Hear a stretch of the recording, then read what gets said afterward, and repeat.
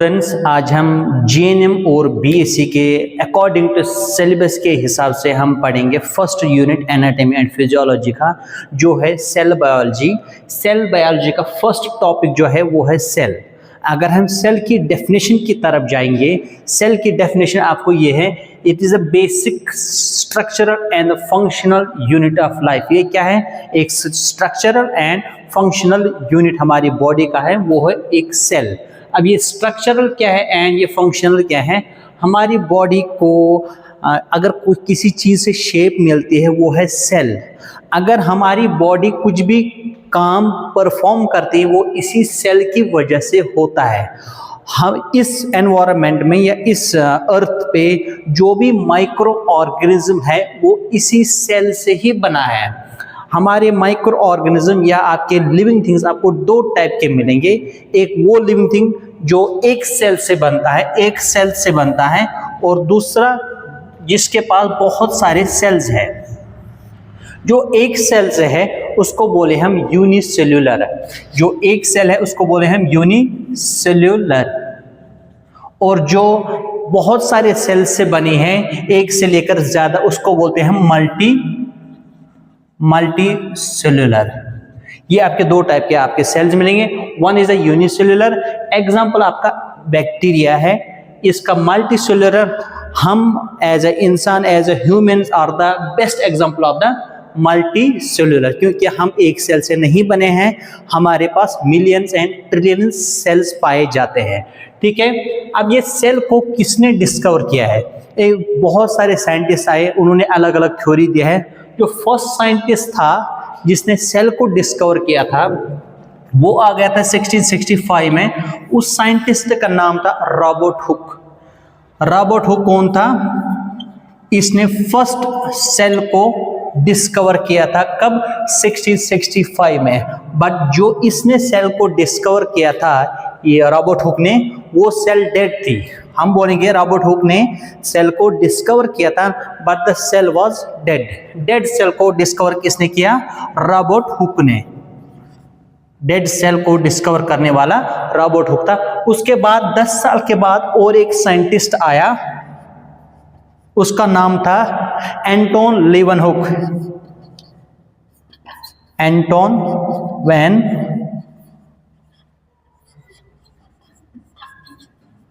लीवनहुक, ये second scientist आया था जिसने लिविंग सेल को डिस्कवर किया था कब? 1675। लिविंग सेल, अगर कोई पूछेगा लिविंग सेल किसने डिस्कवर किया था, वो था हमारा साइंटिस्ट जिसका नाम है एंटोन लीवनहुक। और उसके बाद और एक साइंटिस्ट आया जिसने न्यूक्लियस को डिस्कवर किया। Nucleus, Robert brown. ये कौन था? ये भी एक साइंटिस्ट था जिसने डिस्कवर किया था न्यूक्लियस को। न्यूक्लियस को डिस्कवर करने वाला था रॉबर्ट हुक। ये तीन चीजें आपको क्वेश्चन में आ सकता है। Who discovered the dead cell? Robert Hooke. Who discovered the living cell? Anton Leeuwenhoek. Next question आएगा, who discovered the nucleus? Robert Brown was the scientist who discovered the nucleus. Okay, जो history है, history के बाद हम composition of cell, cell किस चीज से बनी है। फर्स्ट हम पढ़ेंगे सेल मेम्ब्रेन। सेल मेम्ब्रेन, जिसका दूसरा नाम है प्लाज्मा मेम्ब्रेन। उसका दूसरा नाम है प्लाज्मा मेम्ब्रेन। अब ये सेल मेम्ब्रेन या प्लाज्मा मेम्ब्रेन क्या है? ये आउटर कवरिंग है। सपोज अगर ये आपके पास सेल है, ये आपकी सेल है, जो आउटर बाउंड्री है सेल का जो आउटर बाउंड्री है उसी का नाम बोलते हैं हम सेल मेम्ब्रेन। ये सेल में अगर डेफिनेशन में बोलेंगे, हम बोलेंगे cell membrane is the outer और protecting covering of the cell. अब ये सेल मेम्ब्रेन किस से बना है? सेल मेम्ब्रेन बहुत सारी चीजों से बना है। एक तो नंबर 1 प्रोटीन से बना है। आपका सेल मेम्ब्रेन फर्स्ट जो थिंग्स है इसमें ये प्रोटीन से बना है। सेकंड ये आपका फॉस्फोलिपिड से बना है। 60 to 80% 60 to 80% ये बना है प्रोटीन का। कौन? ये सेल मेम्ब्रेन। और 20 to 40% जो है ये बना है किससे? फॉस्फोलिपिड्स। और भी चीजें आपको इस चीज में मिलेगा, इसमें सेल मेम्ब्रेन में। एक और चीज है वो होता है कोलेस्ट्रॉल। कोलेस्ट्रॉल भी आपके इसी सेल मेम्ब्रेन में मिलेगा। और एक मिलेगा आपको कार्बोहाइड्रेट्स।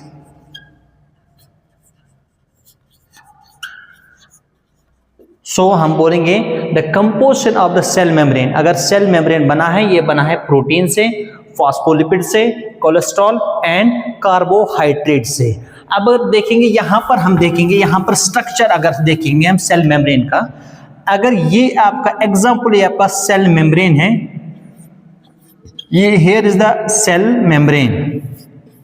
सेल मेम्ब्रेन आपको बाइलेयर फॉस्फोलिपिड से मिलेगा, बाइलेयर फॉस्फोलिपिड से मिलेगा।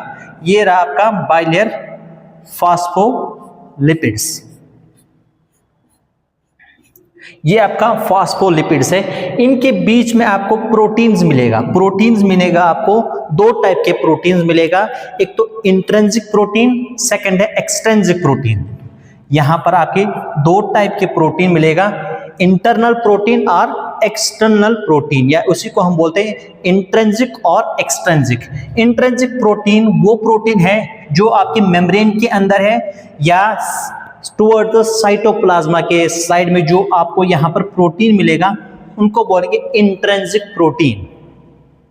सेकंड प्रोटीन है जो आपको सरफेस में मिलेगा, यहां पर सरफेस में आपको प्रोटीन मिलेगा या आपके सेल मेम्ब्रेन के बीच में प्रोटीन मिलेगा, उसको हम बोलेंगे एक्सट्रिंसिक प्रोटीन। इन प्रोटीन का काम है, इस अगर काम देखेंगे प्रोटीन का, इसका काम है सेल सिग्नलिंग।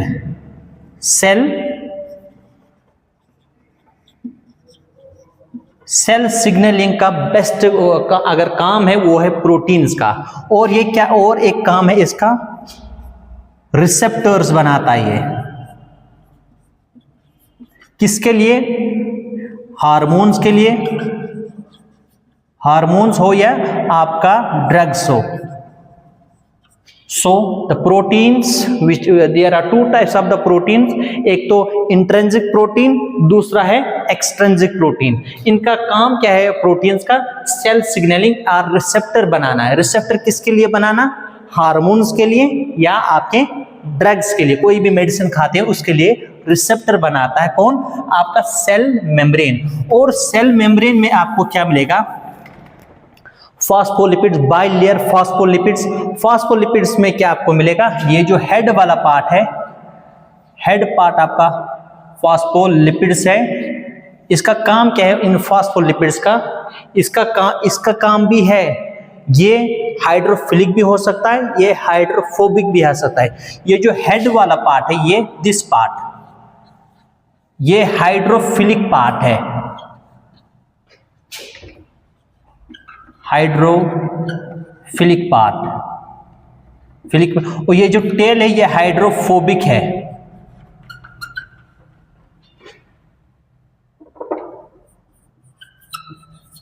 हाइड्रोफोबिक आपके प्रोटीन, ये जो फॉस्फोलिपिड्स है इसमें आपको दो चीजें मिलेंगे। One is the hydrophilic which loves the water, second one is the hydrophilic which hate the water. यहाँ पर ये जो हाइड्रोफोबिक है ये एक्सपेल करता है वाटर को, और ये जो हाइड्रोफिलिक है ये अट्रैक्ट करता है वाटर को। नेक्स्ट है आपका कोलेस्ट्रॉल एंड कार्बोहाइड्रेट। फर्स्ट हम देखेंगे ये कार्बोहाइड्रेट्स का क्या करता है। कोलेस्ट्रॉल रहेगा जो आपके सेल मेम्ब्रेन में जो तीसरा थिंग है वो है कोलेस्ट्रॉल। कोलेस्ट्रॉल क्या करता है? फ्लूइड को मेंटेन करता है। ये है एक लिपिड है जो हमारे सेल को फ्लूइडिटी मेंटेन करता है। किसका काम है? कोलेस्ट्रॉल का। नेक्स्ट है कार्बोहाइड्रेट्स। आपके सेल मेम्ब्रेन में दो टाइप के कार्बोहाइड्रेट्स मिलेंगे। एक तो आपको मिलेगा ग्लाइकोप्रोटीन,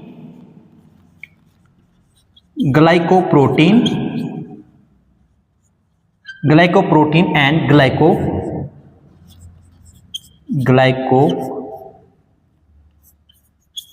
लिपिड्स आपको इस किस में मिलेगा? कार्बोहाइड्रेट्स में। ये सब आपको कंपोजिशन हो गया किसका? सेल मेम्ब्रेन का। Again the composition of the cell membrane mainly बना है प्रोटीन एंड फॉस्फोलिपिड से। और इसके अंदर और एक दो चीजें हैं, जैसे आपका कोलेस्ट्रॉल है, सेकंड है कार्बोहाइड्रेट्स। कार्बोहाइड्रेट्स में आपको दो चीजें मिलेगी, one is the glycoprotein, another one is the glycolipids. ये आपका कंपोजिशन था किसका, सेल मेम्ब्रेन का। Next will discuss the next हम जाएंगे functions of cell membrane. Next functions of the cell membrane. First जो इसका काम है सेल मेम्ब्रेन का, जो मैंने बोला outer and the protecting covering जो सेल का है उसको बोलते हैं प्लाज्मा मेम्ब्रेन। उसका फर्स्ट काम है entry and exist of materials. ये जो आपका सेल मेम्ब्रेन जो था, यहां पर सेल मेम्ब्रेन में बना रहा हूं, इसका काम है एंट्री करवाना मॉलिक्यूल्स का या एग्जिट करवाना मॉलिक्यूल्स का। किसका काम है, ये इसी सेल मेम्ब्रेन का काम है। ये फंक्शन नंबर 1।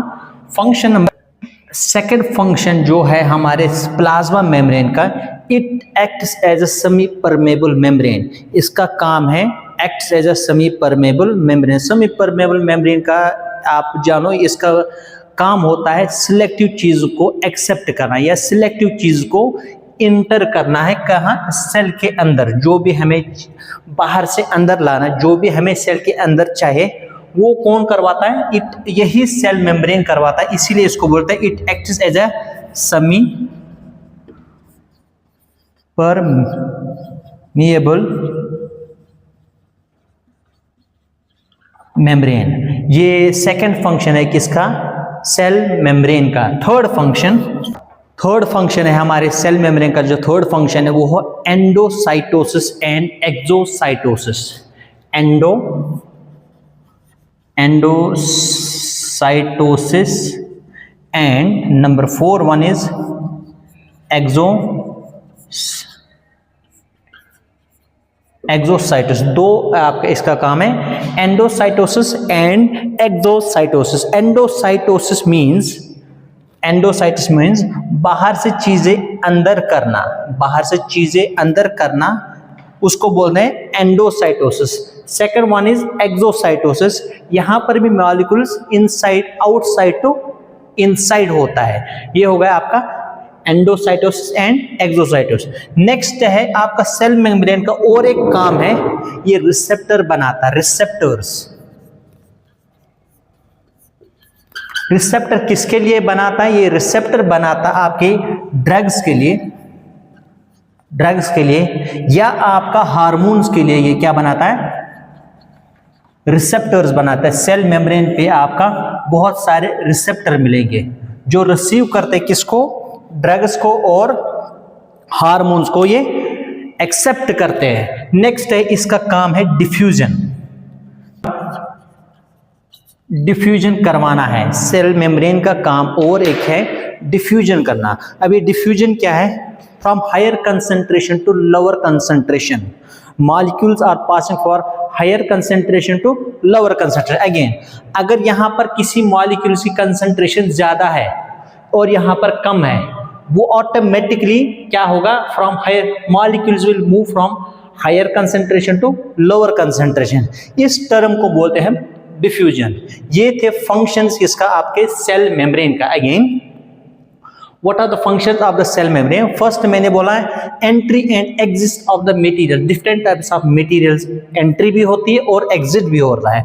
फिर मैंने बोला सिलेक्टिव चीज को सिलेक्ट करता है, इंसर्ट करता, अंदर होना या बाहर होना, उसी को बोलते हैं it acts as a semi permeable membrane. Third मैंने बोला है कि इसका काम है एंडोसाइटोसिस करना, जो लार्ज मॉलिक्यूल्स होते हैं उनको एनगल्फ करके अंदर लाना।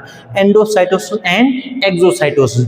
और इसी सेल मेम्ब्रेन पे आपके बहुत टाइप के रिसेप्टर्स मिलेंगे। किसके लिए, आप कोई भी मेडिसिन खाते हो उसके लिए रिसेप्टर होते हैं आपके सेल में, या आप कोई भी हार्मोन्स रिलीज करते या आप निकालते हो उसके लिए भी आपके पास रिसेप्टर्स होते हैं। नेक्स्ट मैंने बोला इसका काम, सेल मेम्ब्रेन का काम होता है डिफ्यूजन करना। द मॉलिक्यूल्स, वो मॉलिक्यूल्स जहां पर ज्यादा है अंदर कम है, उसी को हम बोलेंगे मॉलिक्यूल्स मूव करते हैं ज्यादा से लेकर कम तक, इस टर्म को हम बोलेंगे डिफ्यूजन। ये था आज हमारा सेल मेम्ब्रेन। अगर इसमें अब अगर कोई डाउट हो या आपको और एक्स्ट्रा नॉलेज चाहिए, आप नीचे दिए हुए कमेंट्स में मुझे लिख सकते हैं, हमें और डिटेल चाहिए, तब मैं और डिटेल आपको समझा सकता हूँ। Thank you.